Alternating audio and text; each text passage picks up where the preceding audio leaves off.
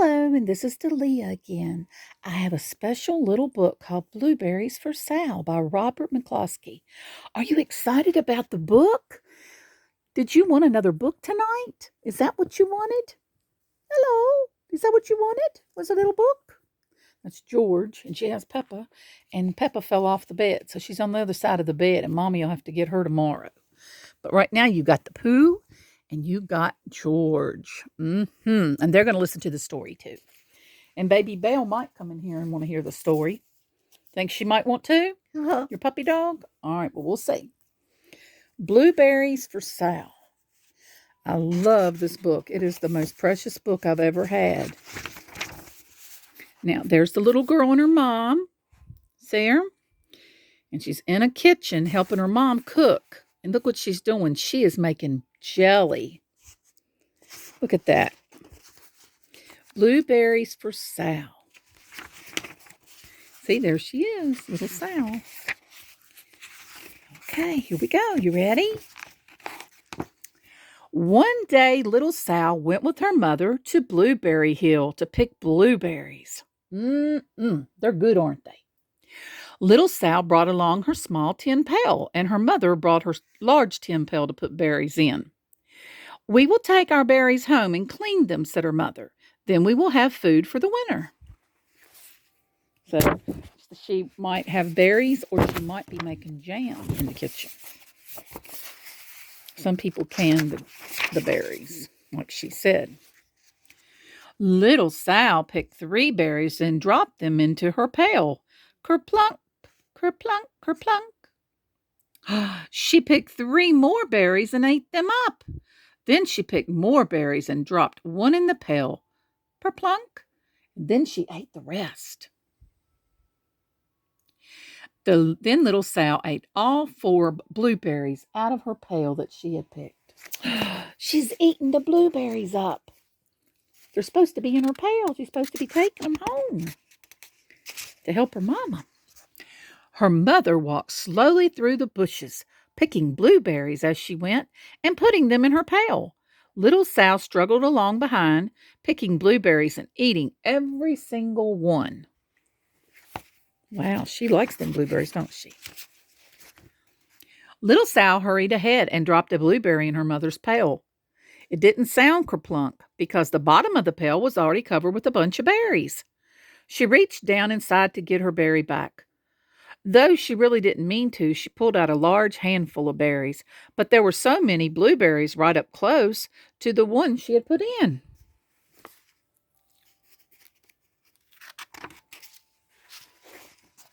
Her mother stopped picking and said, "Now, Sal, you run along and pick your own berries. Mother wants to take her berries home and can them for next winter."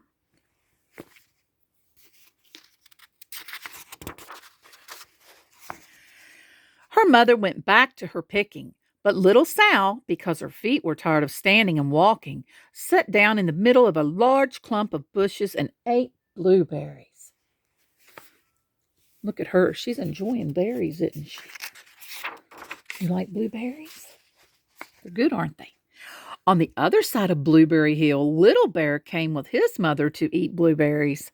Little Bear, she said, eat lots of berries and grow big and fat. We must store up food for the long, cold winter. See, they have to eat the food because they have to sleep during wintertime. The little bear followed behind his mother as she walked slowly through the bushes eating berries. Little Bear stopped now and then to eat berries. Then he had to hustle along to catch up.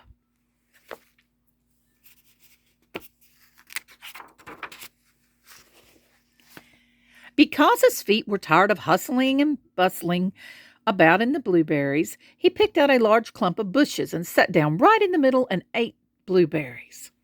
That's just like little Sal, isn't it? Little Sal was eating blueberries and sat down. Over on the other side of the hill, little Sal ate all of the berries she could reach from where she was sitting. Then she started out to find her mother.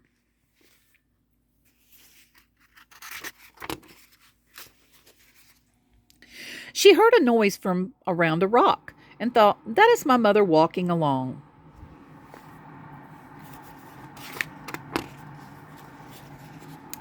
But it was a mother crow and her children, and they stopped eating berries and flew away, saying, "Ah, ah, ah." Then she heard another noise in the bushes and thought, "That is surely my mother. I will go that way."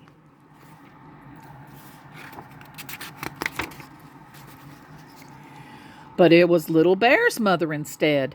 She was trampling along, eating berries and thinking about storing up food for the winter. Little Sal tramped right along behind her. She thought it was her mother, didn't she? By this time, Little Bear had eaten all the berries he could reach without moving from his clump of bushes. Then he hustled off to catch up with his mother. He hunted and hunted, but his mother was nowhere to be seen. He heard a noise from over a stump and thought, "That must be my mother walking along." So the bear's following Sal's mother, and Sal's following the bear's mother. But it was a mother partridge and her children. They stopped eating berries and hurried away. Then he heard a noise in the bushes and thought, "That is surely my mother. I will hustle that way." But it was Little Sal's mother instead. She was walking along, picking berries and thinking about canning them for next winter. Little Bear hustled right along behind her. He's silly, isn't he?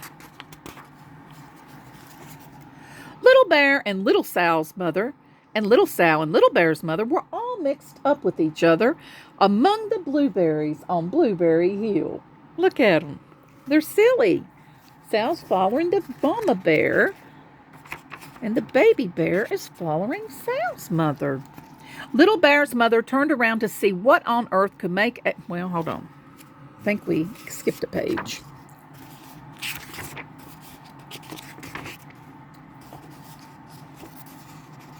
Yeah, we did. Okay. No, that's the page. Okay. Little Bear's mother heard Sal walking along behind and thought it was Little Bear. And she said, "Little Bear, munch, munch, and eat all you can, and gulp, gulp, that you possibly can hold." And Little Sal said nothing. She picked 3 berries and dropped them in her pail. Kerplunk, kerplunk, kerplunk, her little small tin pail, in her small little tin pail. Little Bear's mother turned around to see what on earth could make a noise like kerplunk. "Oh," she cried, choking on a mouthful of berries. "This is not my child. Where is Little Bear?" She took one good look and backed away. She was old enough to be shy of people, even a very small person like Little Sal. Then she turned around and walked off very fast to hunt for Little Bear.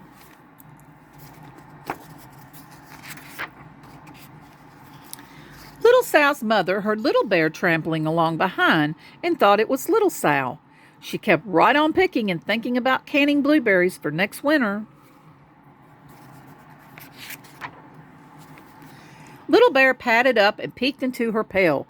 Of course, he only wanted to taste a few of what was inside, but there were so many and they were so close together that he tasted a tremendous mouthful by mistake.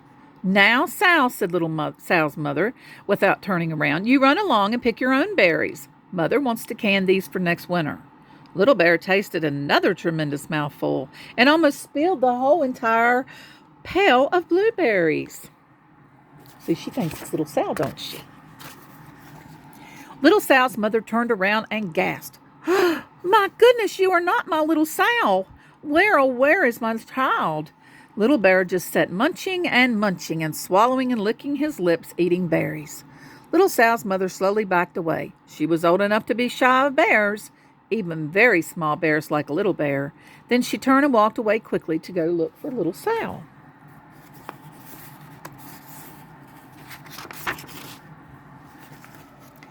She hadn't gone very far before she heard a kerplunk, kerplunk, kerplunk. She knew just what made that kind of noise.